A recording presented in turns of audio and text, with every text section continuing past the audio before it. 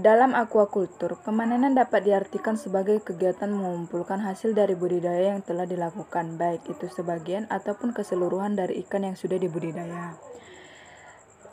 Pemanenan bukan hanya diistilahkan untuk ikan konsumsi, melainkan juga untuk larva ataupun bibit hasil dari pendederan dan bahkan panen pakan alami. Budidaya ikan konsumsi ini dapat diartikan sebagai kegiatan mengumpulkan hasil usaha yang akan digunakan sebagai bahan lauk pauk dan menjadi pilihan untuk dikonsumsi. Sedangkan panen budidaya ikan hias merupakan ikan yang dibudidayakan untuk dinikmati keindahannya, bukan dagingnya. Dan ikan hias ini tidak membutuhkan tempat yang luas untuk budidaya. Contohnya panen ikan lele, nila, mujair, bawal. Sedangkan pada ikan hias itu ada ikan cupang, koi yang dilihat dari keindahan tubuhnya.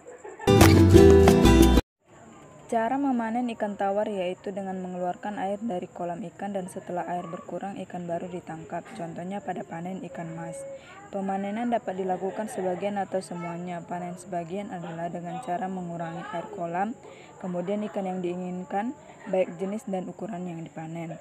Kegiatan pemanenan sebaiknya dilakukan pada suhu yang tidak tinggi atau sinar matahari yang sedang teduh, misalnya pada pagi hari dan sore hari.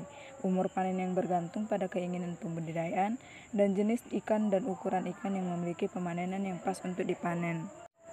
Cara memanen ikan laut, pertama dengan cara pengemasan, sistem kering dan sistem basah. Yang kedua, waktu panen. Waktu panen yang ditentukan oleh ukuran permintaan pasar. Ukuran super umumnya 500 gram sampai 100 gram per ekor. Yang ketiga itu diperhatikan peralatan panen yang ada timbangan sensitif 0 sampai 50 kg, scope net untuk mengangkut ikan dari jaring, sarana transportasi laut, bak fiberglass, dan tabung oksigen, keranjang plastik dan tambang plastik. Yang keempat itu metode panen, panen total dan panen sebagian. Yang kelima adalah tahapan panen. Mula-mula dibagi dua dengan bambu kayu untuk jaring ikan. Yang kedua itu bak penampungan yang sudah disiapkan yang diisi air laut bersih. Yang ketiga itu ada ikan diambil dengan scope net. Yang keempat itu ikan ditampung hertz bak penampungan. Yang terakhir itu dengan menggunakan wadah kecil, ikan tersebut dipindahkan dari kapal ke bak penampungan yang ada di darat. Sistem transportasi hasil panen ada dua, yaitu pertama sistem basah, yang kedua itu sistem kering. Pertama, pengangkutan sistem basah terbagi menjadi dua. Sistem terbuka, ikan yang diangkut dalam wadah terbuka terus-menerus diberikan aerasi untuk mencukupi kebutuhan oksigen selama pengangkutan. Sistem tertutup ialah ikan yang diangkut dengan wadah tertutup dengan suplai oksigen terbatas yang telah diperhitungkan sesuai kebutuhan selama pengangkutan. Yang kedua itu ada transportasi sistem kering yang semi basah. Pada transportasi sistem kering ini, media angkut yang digunakan bukan udara. Oleh karena itu, ikan harus dikondisikan dalam keadaan aktivitas biologis rendah sehingga konsumsi energi dan oksigen juga rendah.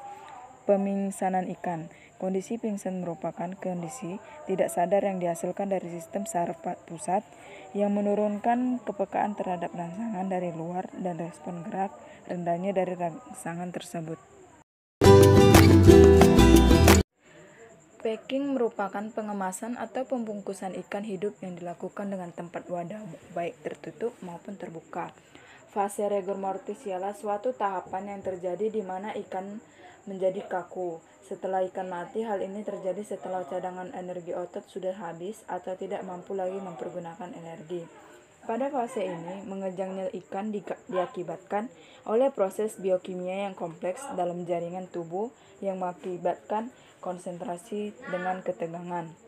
Mengapa kepala ikan tuna dilakukan untuk dipotong langsung? Itu untuk meminimalisir bakteri pengurai dan menjaga mutu dan kesegaran ikan agar ikan tidak cepat mengalami pembusukan.